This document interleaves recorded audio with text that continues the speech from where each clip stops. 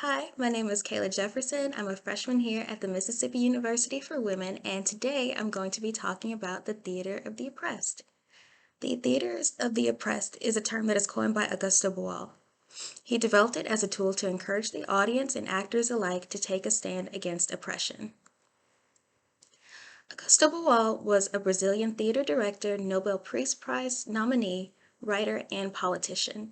He was inspired by people like Bertolt Brecht and Paulo Freire, who helped inspire the idea of creating dialogue between the audience and the actors, or the oppressed and the oppressors. People loved that he was empowering people to take a stand against oppression, but people like the Brazilian military did not find this to be a good thing.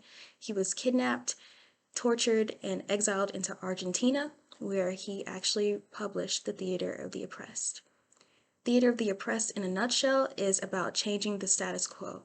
It's about using theater as a rehearsal for the revolution. When one thinks about theater as a concept, they really think about being in a dark auditorium and watching actors on a stage.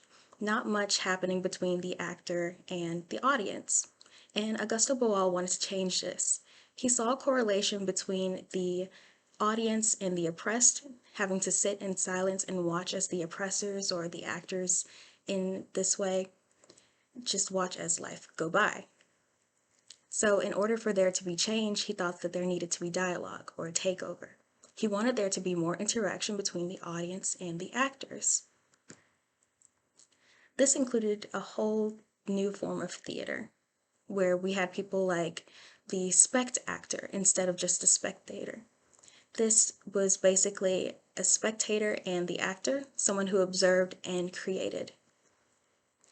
Then there was the tree of the Theater of the Oppressed, which includes some of the major branches: form theater, invisible theater, and legislative theater. In forum theater, the audience or actors could stop the performance, which was usually a scene where the actor was being oppressed, and give suggestions as to how the problem should be solved. This encouraged the audience to not only imagine change, but to act it out, which would encourage them to do so in the real world. Then there was invisible theater, and this took place in the open, usually where people would not expect to be seeing a show. The actors would really be hiding that it was a performance in the first place. And it would hopefully encourage some people to call out the injustices that were occurring because they would be viewing it as a real event. Then there's legislative theater, and in this form, the audience was invited to help solve problems, like in the other two forms that I mentioned, but this one caused a lot of controversy due to the fact that, as the title suggests, it called out bad laws. It called out the fact that laws were in some causes the deeper roots of many problems.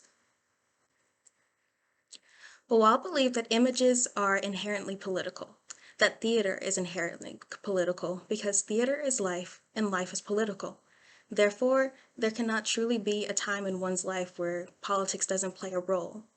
He wanted people to take a stand against social injustice, and he believed that theater is the most perfect artistic form of coercion.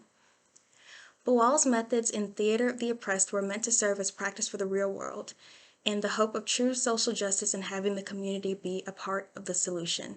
His work continues to inspire people around the world. In the words of Augusto Boal himself, the theater itself is not revolutionary. It is a rehearsal for the revolution. Thank you for listening to my presentation.